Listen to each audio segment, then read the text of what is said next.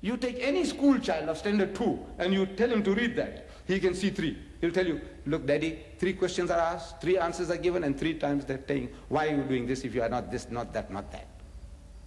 But the learned man can't see. He's programmed not to see.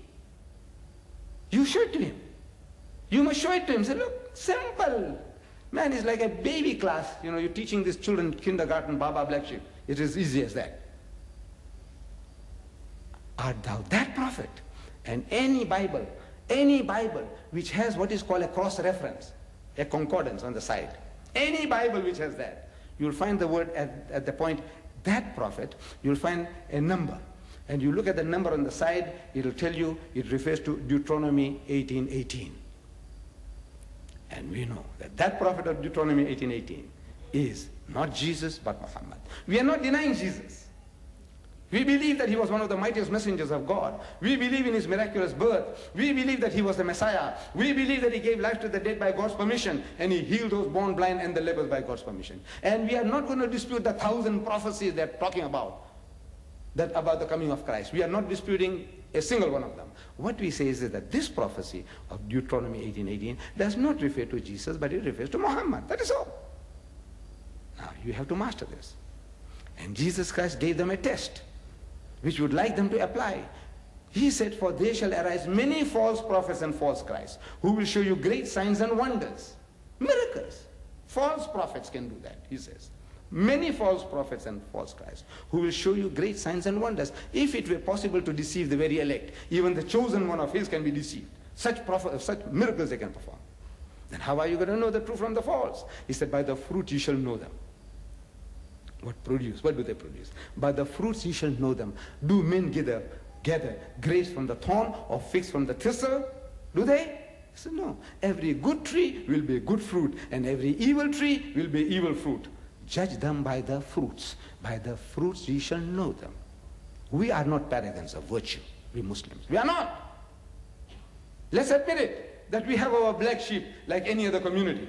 But, and I can boast, and I have been boasting, and I have not been contradicted, that my people, the Muslims of South Africa, we have the lowest alcoholic consumption in the country.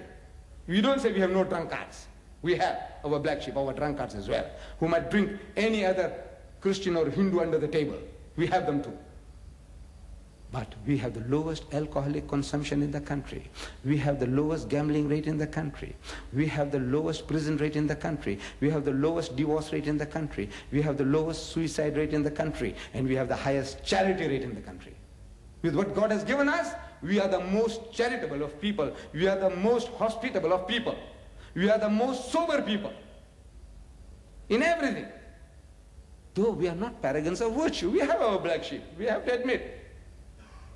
We have our crooks and cutthroats too. But as a people, as a whole, there is not another nation or community in this country that can show a candle to us that we are better than you. What did it? This man's teaching. Forget everything.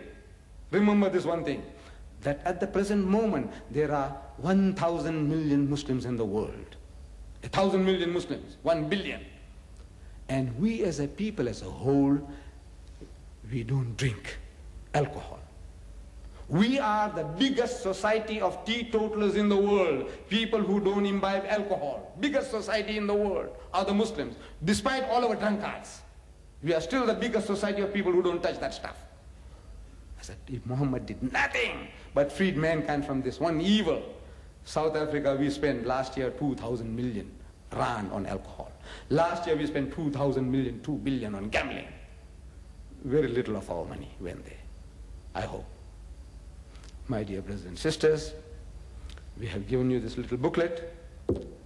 Look, take it home, master these verses, master them, memorize them to such an extent that, you know, you can stand on your head and you can rattle it off.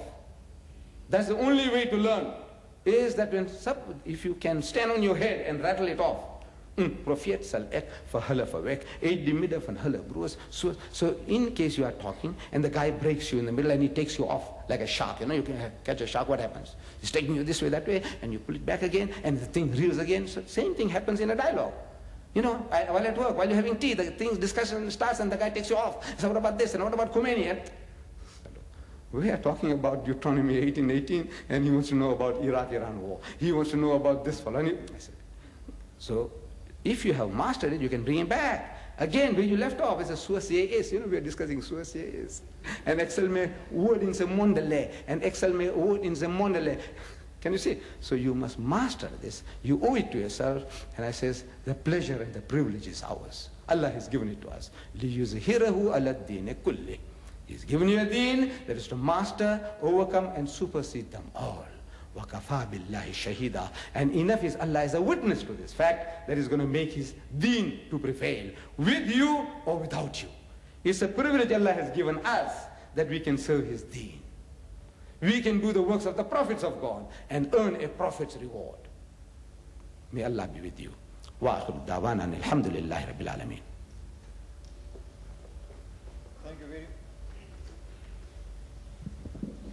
Thank you very much, Brother Ahmed Deedat. Brothers and sisters, ladies and gentlemen, before we enter into questioning, I'd like to cover a few points. Number one, I did mention at the outset that this is the first of a series of lectures. We invite you to attend all those lectures. The first one, after tonight, will be tomorrow night at 8 o'clock in the Rockland Civic Center, Mitchell's Plain, where, as mentioned earlier, the topic will be Muhammad, the natural successor to Christ. For the rest, you can read it behind the pamphlet. We are making a video recording of whatever has been said and whatever will be said tonight. We make bold to say that there's no copyright to it. If you want to come to the other lectures and you wish to bring with a tape recorder, you are free to do so. If you wish to come and make a video and you can get permission from the authorities at the halls, you're free to do that also. Also feel free to bring your friends, whoever they may be. Feel free to bring them along to come and listen to the lectures. When it comes to question time, as I look at the people now, there are very few of you that I do know. I don't know how you have received the talk. I don't for 1 minute believe that you are going to accept or just agree with whatever Ahmed Deedat has said. You are free then for clarification, or even if you wish to differ with him, please put a question and he will answer. All I ask then is that first of all, you wait your turn, number one. Number two, ask one question at a time. And if you have got more than one question, go to the back of the queue if there's going to be a queue. Number three, I would like one thing, that if a person puts a question and you feel in your mind that he is being sarcastic, that he is being silly, or that he is being stupid, please keep your feelings to yourself. Every man is entitled to ask his question. Please do not shout any man down. And when an answer is given from Mr. Deedat, I trust you will give him the same respect. Give him a time to answer, and please do not shout him down with another question or with a statement. We now invite anybody to come up to the microphone in the passage here and to put any question that he or she may want to ask. It is over to you.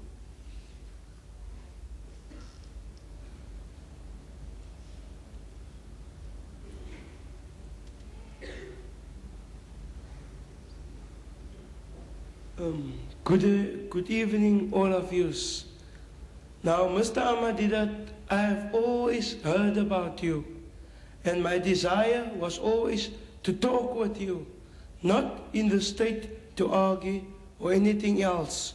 And I don't want to make excuses, because why, that's not a thing. I have heard you were talking about Dumanis. Now, I also want to say something about this. Then I'm going over to my questions. There's one different thing. God has also His Spirit. Now when I wanted to go to a Bible school, the Lord stopped me from going to CEBI in Surrey Estate, Klipfontein Road. Now, Mr. Ahmed Deedat, I just want to get a clearance on this. Not to say that I am going against you. As I've already said, I'm not making excuses. Now, you have said that Jesus is not Muhammad, but Jesus is not, Moses is not talking about Jesus, but about Muhammad. Now, I believe that Mr. Deedat has also gone to Bible schools, etc., as you have said with your own mouth, of selling the sugar, etc., to the other missionaries, and how they teased you. I like that so because why it made me laugh, not for a joke, because it's the earnestness for your faith. Now, in Moses 18:18, as you have said, it's true, which you have said about that. I agree. But then there's points to go on. I have first taken Matthew 14:16, John 14:16, where Jesus has also said and has talked about someone to come. And I also believe that you say that this is the same, it's Muhammad. Right? Now I want you just to be patient. I'm going on scriptural, just to go it and to say why I believe that Muhammad was not Jesus, not to go against the Islamic faith, because that's Christianity, not to go against anyone's faith. And that's what I want to say. It says in Moses 18:18 that, as you say, that God will rise up someone likewise to the one called Moses. That's a fact, as you have said. But then it's revealed to that it was so. It says, you understand Afrikaans, Mr. Ahmed Deedat? No, I don't. I'll read it and I'll translate it to you.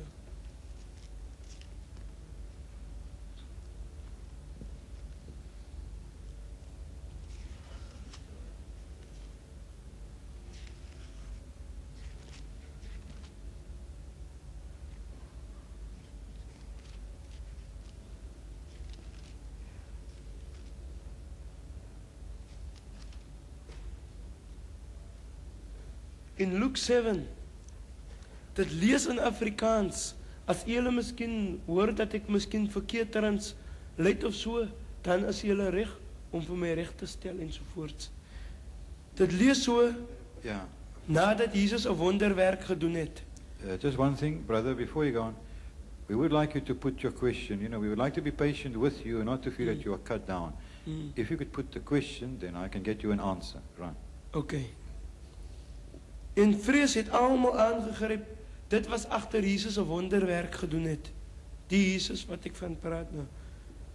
Terwyl hulle God verheerlik en sê, 'n groot profeet het onder ons opgestaan en God het sy volk besoek. Dit was nou die Israelitiese volk wat God daarvan praat. Nou daaromtrent is it so that not Jesus says also that he is the great prophet, but the people that was even Jewish people, but it was from another city called Nain. They said that a great prophet has risen amongst us. Brother, could I ask you to put your question, because you have quoted Luke 7, where you said that the people have said that God has raised up, that Jesus is a great prophet, and that he's probably the prophet referred to in 1818. Could you put your question, then we'll get an answer. Okay.